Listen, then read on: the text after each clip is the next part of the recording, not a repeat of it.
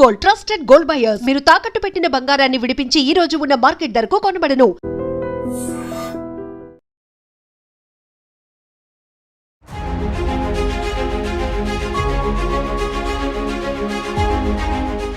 ఒక రోడ్డు ప్రమాదం 10 ఏళ్ల ఆ చిన్నోడికి ఎంతో తీరని కష్టాన్ని మిగిల్చింది. అయ్యో దేవుడా, ఆ బిడ్డకు అంత కష్టాన్ని పెట్టావా అంటూ అక్కడ చూసినటువంటి దృశ్యాలు ప్రతి ఒక్కరి గుండెల్ని పిండేశాయి, కళ్ళంట కన్నీళ్లు తెప్పించాయి. సింహాచలం దగ్గర జరిగిన రోడ్డు ప్రమాదంలో ఒకే కుటుంబానికి చెందిన భార్యాభర్తలతో పాటు 9 ఏళ్ల పాప కూడా చనిపోయింది. ఇప్పుడు వాళ్ళ బాబు 11 ఏళ్ల గురునాథ్ ఒంటరైపోయాడు. అయినప్పటికీ కూడా బాబుకు వీళ్ళందరూ ఉన్నప్పటికీ కూడా అమ్మ నాన్న చెల్లి దూరమైనటువంటి ఆ పరిస్థితి మాత్రం అసలు ఊహకి కూడా చాలా కష్టంగా ఉంది. విధి ఆ అబ్బాయిని ఎంత కష్టపెడుతోంది అనే మాటలు అక్కడ స్థానికంగా వినిపించాయి. ఎందుకంటే ఒక రోడ్డు ప్రమాదంలో అక్కడికక్కడే ఆ తండ్రి ప్రాణాలు కోల్పోతే ఆ తల్లి, ఆ తర్వాత ఆ పాప కూడా 9 ఏళ్ల మహేశ్వరి కూడా అక్కడికక్కడే ప్రాణాలు విడిచింది. మార్గ మధ్యలోనే హాస్పిటల్కు తరలిస్తున్న క్రమంలోనే కన్ను మూయటంతో ఇప్పుడు ఆ బాబుకి ఏం జరిగింది, ఎందుకు నన్ను హాస్పిటల్స్ చుట్టూ తిప్పుతున్నారు, నాకు ఒక ఫోన్ కాల్ వచ్చింది ఏంటి, అమ్మ నాన్నలు ఇక్కడ ఉన్నారు అని స్థానికంగా ఉన్న వాళ్ళే పాపం వాళ్ళు రోడ్ యాక్సిడెంట్ అయిన తర్వాత అక్కడ పడిపోయినటువంటి ఆ ఫోన్ తీసి ఆ బాబుకి కాల్ చేస్తే పాపం స్కూల్లో ఉన్నటువంటి ఆ అబ్బాయి రావటం, ఇదంతా కూడా వినడానికి చాలా కష్టంగా ఉంది, చాలా బాధ వేస్తోంది. అసలు వీళ్ళ గురించి ఈ డీటెయిల్స్ తెలుసుకుందాం. అసలు ఏ ఊరు వాళ్ళండి? వాళ్ళది మేడం పాతపట్నం, ప్రాపర్గా పాతపట్నం ఉంటున్నారు. అంటే ఇదివరకు తెలంగాణ హైదరాబాద్లో పనిచేశారు. కొద్ది రోజుల క్రితం వైజాగ్ వచ్చారు. వైజాగ్లో ఏదో పట్టుకూలి కోసం ఏదో వర్క్ చేసుకుంటూ జీవనం గడుపుతున్నారు అనమాట. ఆయన పేరండి? ఆయన పేరు కాంతారావు. ఎంత వయసు ఉంటుంది? వయసు 32. ఆమె పేరు? ఆమె పేరు సంధ్య. 29-30 ఉంటుంది. పాప 9 ఏళ్ళ పాప. ఇప్పుడు ఈ బాబు ఎక్కడ చదువుతున్నాడు? పాపు సింహాచలం గోశాల హై స్కూల్, గవర్నమెంట్ స్కూల్ చదువు. కానీ ఇప్పుడు బాబుకి తెలిసిందా అండి ఈ పరిస్థితి అంతా? బాబుకి చెప్పలేదు ఇంతవరకు, చిన్న బాబు కదా తట్టుకోలేడని. అంటే హాస్పిటల్లో ఉన్నారు మా మమ్మీ డాడీ. పాప అంటే ఆ బాబు అడుగుతున్నాడు అనమాట, మమ్మీ డాడీ దగ్గర తీసుకువెళ్ళండి అని. సరే బాబు అని వాదర్చాం. కానీ ఇంత కష్టం మాత్రం ఎవరికి రాకూడదండి. ఒక మహిళగా చెప్పండి, ఆ బాబుని చూస్తేనే, అంత దూరంలో చూస్తేనే మాకే కళ్ళంట నీళ్ళు వస్తున్నాయి. ఎందుకంటే ఏంటి ఆ బాబు పరిస్థితి అన్నట్టుంది. మీరేమవుతారు వాళ్ళకి? పెద్దమ్మ అవుతారా? సంధ్య వాళ్ళ అక్కగారు. అయ్యో, నిన్న ఎక్కడికైనా వెళ్తున్నామని ఏమైనా తెలిసిందా మీకు? మాకేం తెలియదండి. వాళ్ళు ఇక్కడ ఉంటారు, మేము ఒడిస్సాలో ఉంటాం. మీరు ఒడిస్సాలో ఉంటారా? ఓకే. వాళ్ళు ఎక్కడికి వెళ్తున్నారో ఎప్పుడు వచ్చారనేది మాకు తెలియలేదు. మాకు నైట్ 9 గంటలకు ఫోన్ వచ్చింది, యాక్సిడెంట్ అయ్యి దెబ్బలు తాకినాయని. ఆ తర్వాత మళ్ళీ ఫోన్ చేసి చనిపోయారని చెప్పారు. ఎవరు చెప్పారండి మీకు ఫోన్? పోలీసుల నుంచి వచ్చిందా? మా మరిది వాళ్ళు ఫోన్ చేశారు. ఎటు చూసినా ముగ్గురిది అంత పెద్ద వయసులేమి కావు, కానీ ఒక ప్రమాదంలో ఇట్లా జరిగింది అని అది వినడానికి కూడా చాలా కష్టంగా ఉంది. ఏంటంటే పరిస్థితి తర్వాత మాకు ఏం అర్థం కావట్లేదు మేడం. మీకు చెప్పిన వెంటనే ఒకరు చనిపోయారు అన్నారా, ముగ్గురు కూడా చనిపోయారు అని? ముగ్గురు చనిపోయారని తెలుసు. బాబు కూడా హాస్టల్లో ఉండిపోయాడు. వీళ్ళు ముగ్గురు హాస్టల్లో. ఎక్కడ చదువుతున్నాడండి బాబు? గవర్నమెంట్ స్కూల్లో చదువుతున్నాడు. ముగ్గురు చనిపోయారని చెప్తే మేము నమ్మలేకపోయాము. జోక్ చేస్తున్నారు ఏం మనుషులు అనుకున్నాం ఫస్ట్ అలా. తర్వాత మళ్ళీ ఫోన్ చేసి లేదు నిజంగానే చనిపోయారని చెప్పారు. వెంటనే బయలుదేరచ్చు. వినడానికి కూడా చాలా కష్టంగా ఉంది.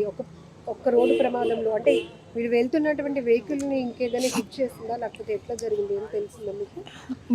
బైక్ గుద్దుకున్న అని అన్నారు, కానీ మాకు ఏ క్లారిటీ తెలియట్లేదు. ఏ బైక్ అండి? పల్సర్ బండి. Pulsar bike. ఓకే.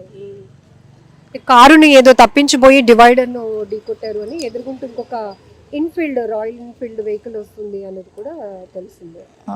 మాకు కూడా అంతవరకే తెలిసింది. కానీ మీరన్నట్టు ఉపాధి కోసం ఊరు వచ్చి ఒక ప్రమాదంలో ఉండేవారు. ఇక్కడ ఈ మధ్యనే 6 months అవుతుంది వచ్చి.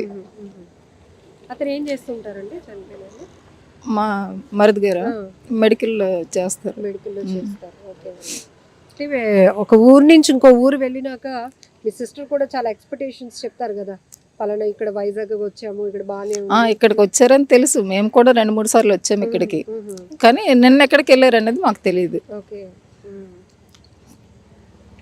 ఇప్పుడు బాబుకి చెప్పడం కూడా చాలా కష్టంగా ఉంటుంది. వాడికి తెలియదు, దెబ్బలు తగిలాయి హాస్పిటల్లో ఉన్నారు అనేసరి తెలుసు. అదే మనం ఇంటికి వెళ్ళిపోదాం నాన్న అంటే అమ్మలు ఎప్పుడు వస్తారని అంటున్నాడు. అతను నైట్ కల్లా వచ్చేస్తారు, మనం ఫస్ట్ వెళ్ళిపోదాం మనిషి అంటే మళ్ళకున్నాడు. వాడికి చనిపోయినట్లు తెలియదు ఇంతవరకు. కనీసం ఒక్కరు మిగిలిన బాబుని చూసుకోవడానికి లేకపోతే నా అనేవాళ్ళు ఒకరు ఉన్నారు అనే ఒక ఇది వచ్చిన. బట్ ఆ బాబు పరిస్థితి చూస్తే ఎంత వయసు ఉంటుంది బాబుకి? బాబుగా 14 ఏళ్ళు ఉంది. సో ఇది సింహాచలంలో జరిగినటువంటి రోడ్డు ప్రమాదంలో భార్యాభర్తలతో పాటు 9 ఏళ్ల పాప కూడా అక్కడికక్కడే ప్రాణాలు కోల్పోయినటువంటి ఘటన చాలా బాధాకరం. 10-11 ఏళ్ళు ఉన్నటువంటి గురునాథ్ బాబు అక్కడ హాస్టల్లో ఉంటూ చదువుకుంటున్నాడు గవర్నమెంట్ స్కూల్లోనే. కానీ ఇప్పటికీ కూడా ఎవరు ధైర్యం చేయలేకపోతున్నారు. ఆ చిన్నోడికి అసలు ఏం జరిగింది, ఇక లేరు అమ్మ నాన్న చెల్లి అనే మాట చెప్పడానికి కూడా ఎవరు ధైర్యం చేయలేకపోతున్నారు. ఎందుకంటే పసి హృదయం ఎలా తీసుకుంటారో కూడా అర్థం కాదు. అది చాలా కష్టంగా ఉంటుంది.